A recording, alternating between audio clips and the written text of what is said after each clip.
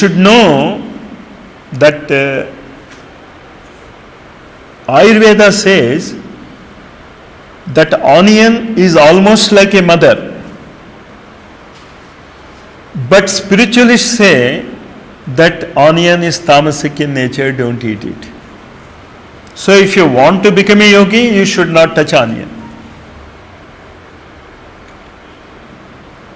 But if you want to get health, you eat more onions. And health, what we mean by health nowadays is physical health. We have forgotten that our mind and desires are highly diseased. So yukta ahara, you understand? So when we say ahara, just as food is ahara for the annamaya kosha, thoughts and desires are ahara for the pranamaya kosha. So you should know the correct thoughts which you should allow, correct desires which we should allow. Then what happens when you allow correct desires and correct thoughts?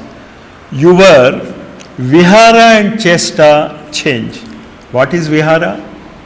The time you spend to waste. Vihara yatralu antam kada. Vihara yatralu ante ardham enti? When you go to a vihara, that means you are ready to waste your time. But actually, in yogic literature, vihara yatra means tirtha yatras. And what is a tirtha? Where you take off.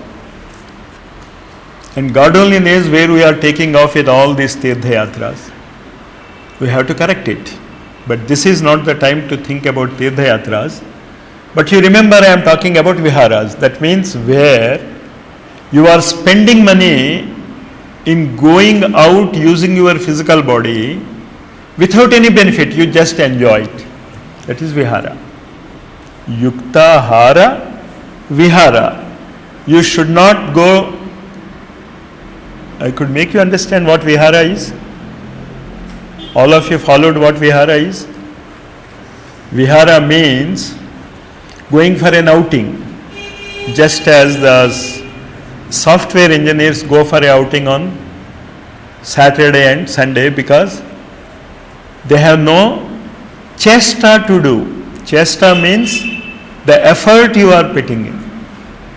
Vihara means you are not putting any effort, but you are enjoying the movement of the koshas.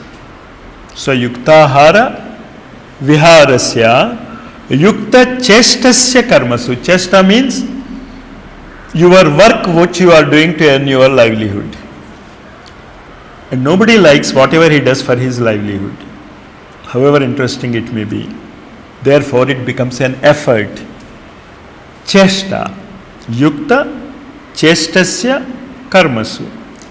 Then yukta swapna avabodhasya. This swapna, this is what is being now developed in our mental body. Our material body, which eats, goes for vihara and has a nature of doing chesta, is under our control. But the dream mind is not in our control.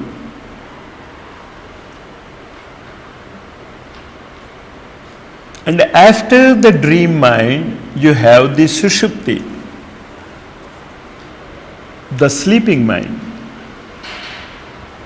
Now you understand the three levels of mind which we have to face. The material mind, then the knowledgeable mind which dreams, and of course the divine mind. This is what nature is perfecting. So at present, the highest offshoot in nature is mind control. And mind control is nothing but science. Science actually means what you get from the five senses is tabularized. That is science. So the present day scientific age, we think is the highest level to which humanity has gone. But Sri Aurobindo says, if In nature, the three steps are perfection, then a higher perfection and modification, and then going to some higher level and modify it. So now what is mind doing? It has concretized it in the material mind. You try to understand what we mean by this material mind. Then only we can understand the scientific mind. And then we can understand what the real capital M mind is going to do. And when these three are gone, are perfected in nature, what happens? The supramental descent happens. So the evolution continues. From the three levels of mind, we again have a material supermind, a knowledgeable supermind, and then a divine supermind. These are the three steps of nature which we can't avoid. We have to understand them. Right? Next, there are threefold life.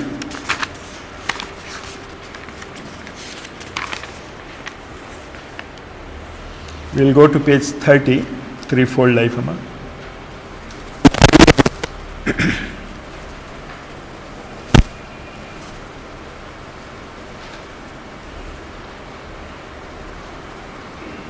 Right.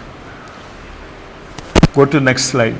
Our activities depend on these three. The bodily life, we have perfected it. The mental existence is being perfected. And then the veiled spiritual being, which is in the involution, is the cause of the others, and in the evolution, their result.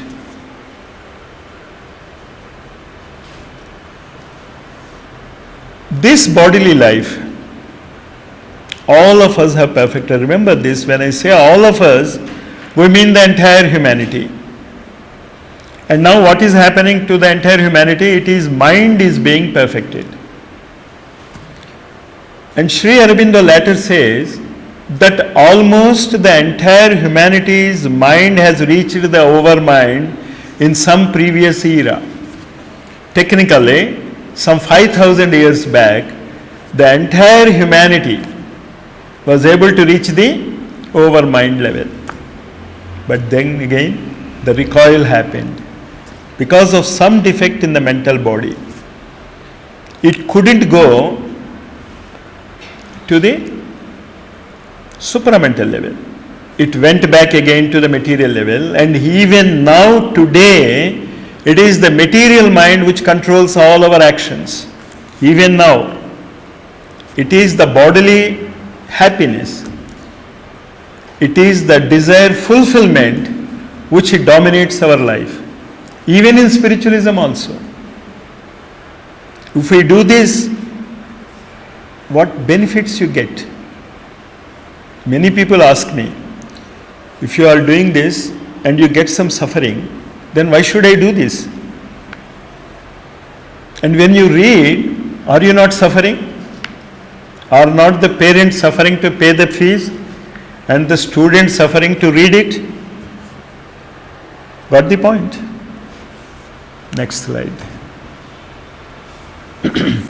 What nature gets as a result in thousands of years, you can get it in few months. And when I say few months, it means less than a year. Because 12 months make a year. So if I want to say more than 12 months, I should say few years. But Vivekananda says in few months, it means the entire process of nature's evolution, you can compress it into less than a year. And that is why we call a new year, a new era, Ugadi. It has a meaning. If you can compress in 1 year's lifetime thousands of years of evolution, then you can say it is a Ugadi. If not, what you should say? New year.